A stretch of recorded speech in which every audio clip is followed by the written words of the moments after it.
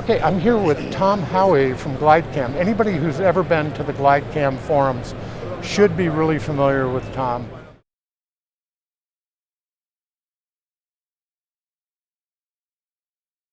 I put two weights on either end. Sure. You know, I've got a little light D2000 here with a 22.8. Is that a good place to start?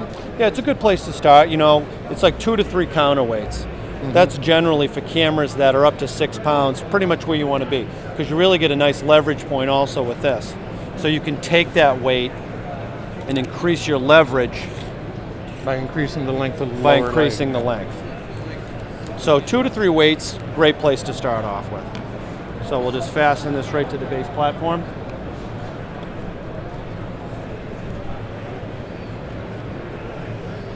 Okay, we've got that all aligned. We have that aligned pretty well. Okay. And we can tweak that a little bit later on, but that's kind of the base setup. And then you have the next. Oh, yeah, okay. You can turn now, it sideways. I noticed also. when we had the wings, when I put the wings all the way out, and I was working with just the LCD monitor on the back, it tends to, I haven't got that much of a beer belly, but it's still, I get too close and all of a sudden I'm jarring it. Right. How do you work with it if you need that panning inertia you're talking about, and those wings are all the way out? Yeah. Well, you know what you can do. You know, if it's a little too obstructive, you just can rotate it 90 degrees. And now, You're kidding. And now you can bring it in nice and close. You know, it's simple things like that that make me real glad we're doing this live. That's right. Because That's I what it's never all would about. have thought, you think everything's got to be aligned vertically there, boom. That's right. You can do it horizontal or side to side and still have it work. That's right. Cool. That's what it's all about, discovery here at Glidecam today at our booth. So these little tips like this are things that you learn along the way, but certainly make a big difference. And obviously we're not mounting the camera on top of here. Not mounting So the where are we camera on going top, now? so the next procedure here is in the setup is to just take the head assembly here, which I see you have your quick release plate on, and you're basically taking this particular head assembly and you're affixing it to the top of the central post. Okay. Pretty much in the same fashion that we did with the base. Either perpendicular or in line with the wings. So we just kind of bring this right up, Now, and we're just while you're kind screwing of that on, rotating this in. While you're screwing that on, let's talk about, I already have a Manfrotto quick release on there, and I did it trying to judge the center of gravity of my camera to be over the post. Was that the correct way to go? That was the correct way to go, because it's all about center of gravity. So you want to find the camera's center point. And how would you recommend doing that the easiest way? Well, you know, there's a great way to do it. You can just take a pen and you just take the camera and just kind of roll it right on a pen, find that center point. So that kind of that balancing point, whether it's a little bit front heavy, a little bit back heavy, it's all about finding that center of balance so it's not too front heavy and it's not too back heavy, and then you could just even make a mark or a visual recognition that the center of the gravity front to back is pretty much right underneath the autofocus knob, let's say in this particular example. So ideally... And obviously that's going to change lens to lens. And that's going to change lens to lens. With any accessory you add or take away. So now we would just bring this right in, and it's just going to slide right in, just like this. So now we've got it all assembled and ready to fly?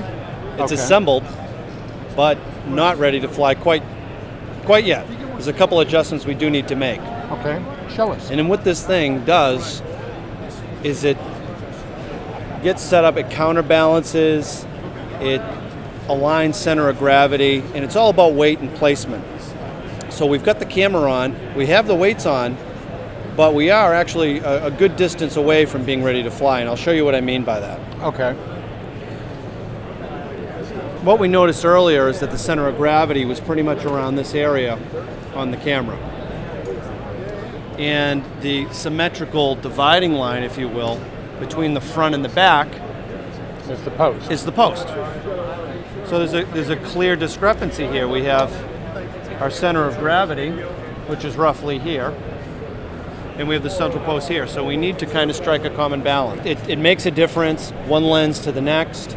One of the things that would be considered is actually moving this plate. that's on the bottom to another position to center it. But that's not really necessary because what we have here is we have this adjustable upper stage. Oh, you mean we're not going to have to take it all apart and put it back together? We're not going to have to take it all apart and put it back together again. Okay. What we can do is we can actually move the camera's center of gravity forward by turning this knob in the back. Okay, so that's your fore and aft, and That's I your fore assume and aft. that the mating knob over here, and these are locked. Aft adjustment knob here, Right. and then our stops, our locking knobs for fore and aft here, and then we have our side-to-side adjustment knob with our locking stops on the base Okay. here for side-to-side.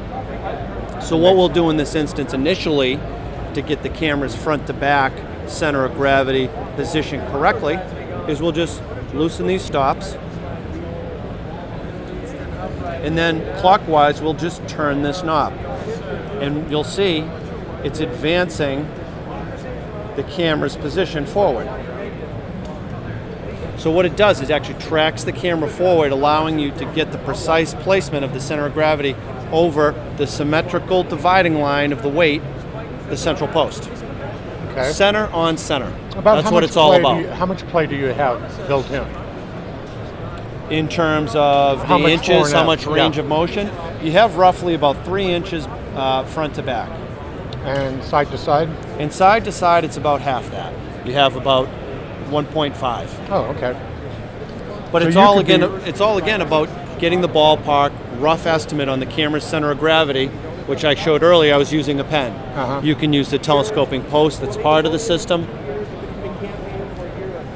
Find the center, and then just get a general placement, and then fine tune.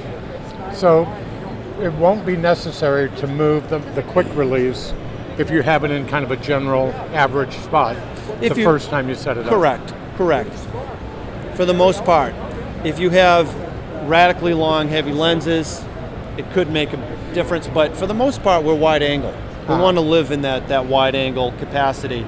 So, relative to the Glidecam, if you have it in a general place, you'll be just fine. So now we have that placed pretty centrally. So that's our first step in the procedure. Get Okay, that getting center. that visual alignment. Getting that visual alignment, striking a balance between the camera's center and the system center. Now, we need to look at the counterweight. That's the next step along the way. We talked about using 2 weights, 2 in the front, 2 in the back. You want to have symmetry. It's all about symmetry. Think of it really, it's like a triangle. You have your camera's center At the apex. at the apex, and then you have the base counterweight in symmetry to that center.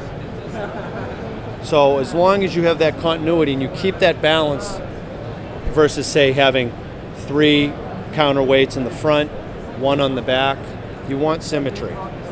Okay. So now we'll take a look at the base. So we have 2 on each side, and if we wanted to add more, we'd just loosen these knobs here and put more weight right on top of these plates that are here now. So for now, we have 2 on there. That's kind of the setting we want to go with. So we'll leave it at that for now, and we'll leave these extended.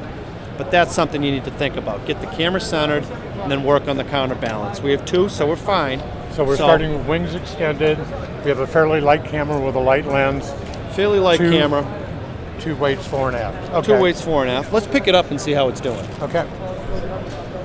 We'll pick this right up off a flat surface.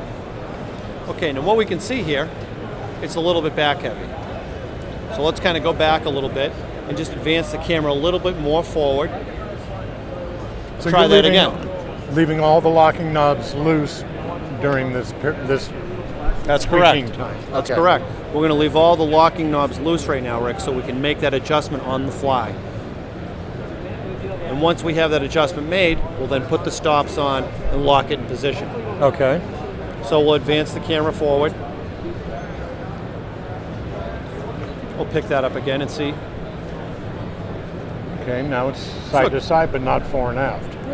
Okay, a little more side to side now. So now let's take a look at that side to side adjustment.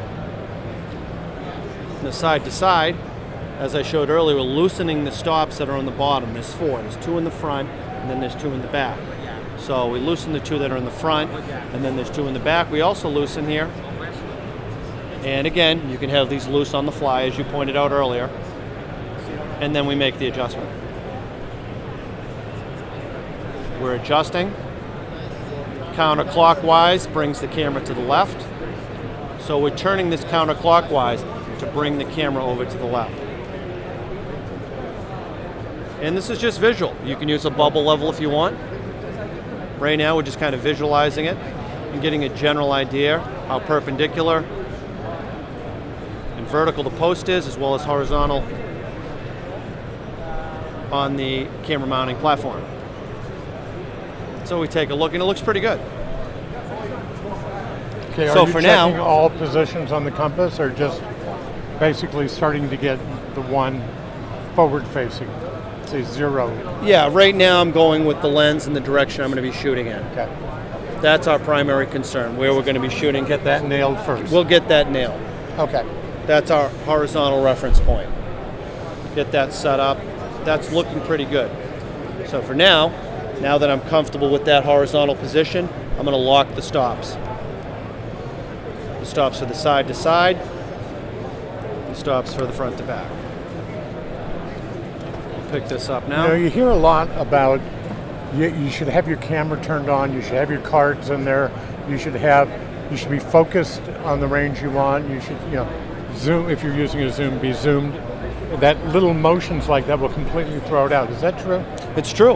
Okay. It's true. When you have a mechanical movement and you have a piece of glass that's going to track in or out, it's going to shift the center of gravity. Okay, so It will make a difference on the Coming up- horizontal axis. coming up with do everything. Turn your camera on, zoom to where you think you're going to be, the range you think you're going to be working in. Correct. Focus, because some of the older lenses do move back and forth, before you start attempting all of this. This is right. Otherwise, you're going to get it, you can think you have it, and then you're going to go outside and change f-stops or change zooms, and everything's going to be out of whack again. That's right. Okay. If you go and change your f-stop or your zoom, it's going to put everything out of whack, and you're going to have to start to recalibrate. In front of the client. In front of the client. Yeah. Be ready to go, do your homework, absolutely. Go through those procedures initially. Have it ready the way you plan to shoot. Okay. So we've done the horizontal balance as the first step, because it is a 3-stage process. Horizontal, vertical, and then we finalize the horizontal. So we've started off with horizontal, and that looks pretty good. Okay, and just to be clear, horizontal means you're fore and aft and you're side to side. That's right. It's any balance that's on this plane. That's right. Your horizontal plane is level. Okay. So Now that's our first checkpoint. Now we need to take a look at the vertical. Is this where we get to drop it? This is where we get to drop it.